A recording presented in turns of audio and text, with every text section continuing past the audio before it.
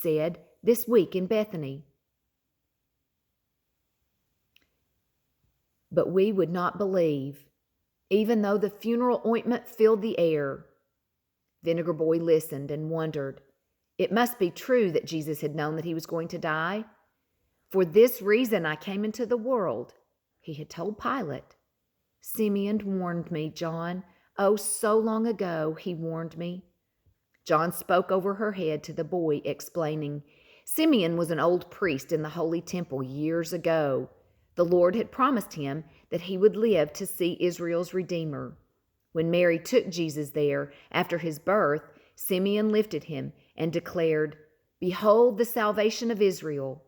He told Mary that her son would be hated, for he would bring light to darkness, and men would see their evil and hate the light. When he handed my baby back to me, Mary said, he warned me of great sorrow. John murmured, Yes, Mother, we know.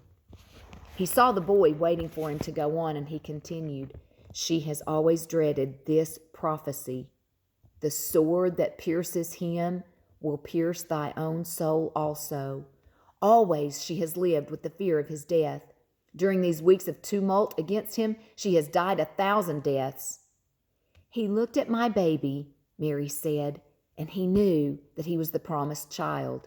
The shepherds knew it too, for they brought me word that angels had sent them to us in the stable at Bethlehem. There was no other place for him that night, no place but a manger for the Son of God. Her voice faded. John murmured words of consolation, and the boy laid his hand on her knee. They came, she said softly. Kings and wise men came, but I remember the shepherds best. So gentle they were with me, for I was young and knew nothing about giving birth. Like a lamb he was in his swaddling clothes. Each of them touched his cheek, and one leaned over him to sing as if he were one of his own dear lambs. Such a kind thing he did. I've never forgotten him. For my son, he sang.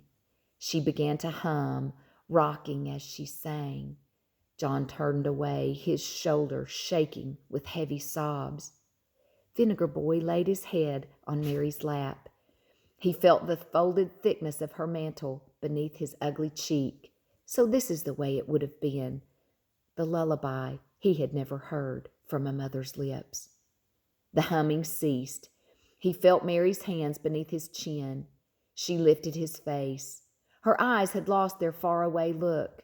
She brushed his tears away with the mantle. How beautiful you are, child.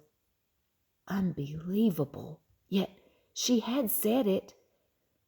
How beautiful you are, child. And in the silence, the bell of the garden gate rang. And that concludes chapter 10.